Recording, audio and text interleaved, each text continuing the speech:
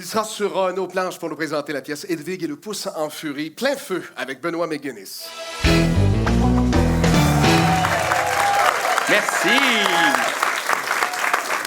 Benoît, quel plaisir de t'accueillir dans le cadre de notre programmation avec un show que tu devais jouer, ma foi, il y a quoi? Il y a 4, 5, 6, 10 ans. Ça fait des lunes qu'on a cette promesse-là de ta part et de René Richard-Cyr de nous présenter ce show qui, j'ai certains faits, là, off-Broadway d'abord en 98. Ensuite, c'est allé sur Broadway avec Neil Patrick Harris, 4 Tony Awards. Oui. Ça a fait ses preuves comme show. Il y a certaines personnes qui ont peut-être vu une promo, qui ont peut-être vu une affiche où tu es méconnaissable. Faut que tu mettes les gens en contexte parce qu'il y a une transformation dans tout ça. Là. Oui, bien, Hedwig et le pouce en furie, on parle d'un théâtre musical, mais en même temps, ça peut faire peur au monde. Moi, j'aime dire que c'est un genre de show rock, parce que je suis sur scène avec une choriste et des musiciens, puis il n'y a pas de quatrième mur, on parle.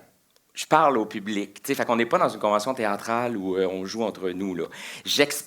Hedwig explique son histoire au public. Puis il y a des chansons là-dedans, il y a 14 chansons quand même. Non, attends, on va mettre en contexte. Arrête donc, t'en as. Oui. Et je deviens tout à coup la reine du coup de minuit. Mais je reviens à raison. Et puis je me recouche dans mon lit. Je revois. Ça sent bien rock, cette chanson-là aussi. Musicien mené de main de maître, je trouve ça important de le préciser par André Papanicolaou, qui est entre autres collaborateur de Vincent Vallière, qu'on a vu à travers ses tournées. Donc, t'es vraiment... C'est des musiciens qui travaillent avec des chanteurs. C'est des musiciens qui sont habitués de faire de la route, qui travaillent... Fait que moi, je vais me sentir vraiment comme si j'étais un chanteur qui partait en tournée avec ce show-là. Puis, ce qui est le fun, c'est que ce personnage-là amène une transformation physique, parce que c'est un homme qui a... Ça se passe...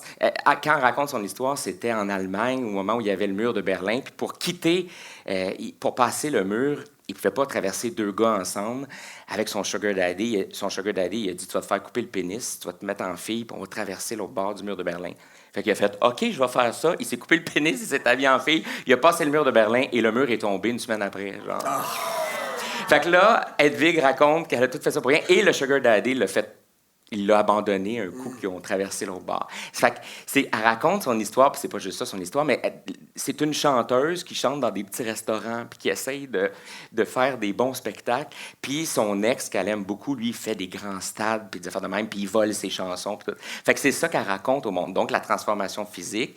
Maintenant, elle est en femme, elle a plus de pénis, et le pouce en furie, c'est le petit bout qu'ils ont laissé, parce qu'ils ont botché sa chirurgie, puis elle s'est retrouvée avec un petit bout. Puis là, il n'y a pas de pénis, il n'y a pas de vagin, elle ne sait plus trop ce qu'elle est, mais elle veut faire des shows puis elle veut exister. Et c'est très drôle. C'est pas une affaire compliquée à comprendre que tu fais, ben de quoi elle parle? Tu sais, c'est « Bonsoir, je m'appelle Hedwig, ceux qui ne me connaissent pas. » C'est vraiment super concret et elle est très drôle. Ça va être extraordinaire. Dans un premier temps, j'ai l'impression que toi, là, dans ta carrière, faire un petit théâtre d'été qui a un rôle bien plate, là, c'est pas ça qui t'ennuie. Parce que quand tu regardes ta feuille de route... Ben, peut-être, là, mais quand tu regardes les rôles qui ont été marquants de toi sur les planches, je pense entre autres à L'Homme-éléphant, là, c'est toujours des rôles là, qui t'ont amené dans des zones là, méconnues de ta personnalité, qui n'est pas toi. Là. T'aimes ça te transformer.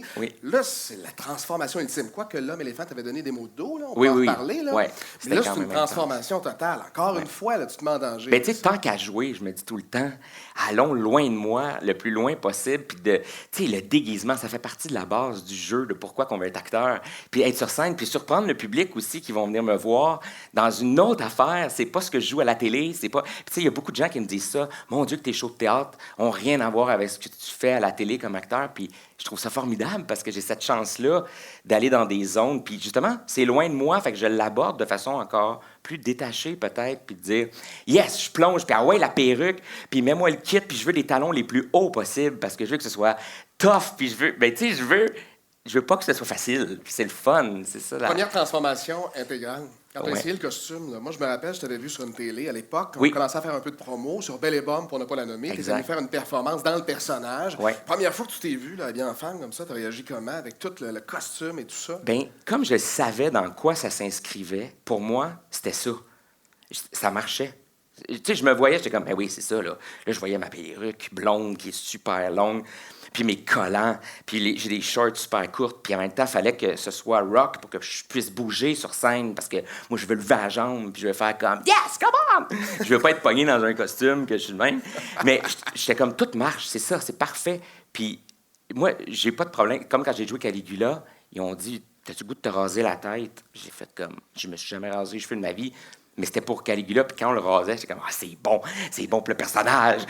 J'ai jamais eu les cheveux rasés. » Ça m'excite au bout d'aller là-dedans. Moi, tu me dis ça, là, puis moi, j'ai rencontré souvent la maman de Benoît. Parce que ta Oui, mère. ma mère, elle vient souvent sur voir les des shows émissions. télé. Oui. Alors, j'ai souvent l'occasion d'animer ta mère, puis ta mère est une douce maman, Oui. toute cute, magnifique. Elle réagit comment de voir toutes les transformations de son fils Ah, des à fois, travers je trouve les ça années? dur. Mais comme, mais Benoît, pourquoi tu vas dans des zones de même? T'es tellement drôle, t'es tellement léger. Mais ils sont fiers aussi de ce que je fais, puis que ce soit des... Tu sais, je leur explique aussi que c'est une chance que j'ai de toucher à des rôles si uniques. Il n'y a pas beaucoup d'acteurs qui peuvent aller dans des zones comme ça. Puis moi, j'ai cette chance-là. On me donne la chance, puis j'ai le goût d'y aller. Fait que tout marche là, pour que ça fonctionne. T'sais. Puis là, moi, j'ai toujours voulu être chanteur quand j'étais jeune, dans ma chambre, là, en secret. Fait que là, partir avec les musiciens en tournée, parce qu'on fait une grosse tournée, c'est comme si je réalisais ça. Je vais être dans ma loge, elle met la perruque. Faut que j'apprenne à faire mon maquillage moi-même, parce que pour Mais l'instant... je me demandais combien tu penses que ça va te prendre de temps, ta préparation. Ça va dans être le long show? au début, pour vrai, parce que là, il y a quelqu'un qui me faisait mon maquillage quand j'étais allé dans les émissions, mais là, il faut que je l'apprenne à le faire moi-même, parce qu'elle ne me suivra pas en tournée. Fait que mettre le kit, ce sera pas si pire, mais pour vrai, le maquillage, ça se peut que ça me prenne 1h15 là.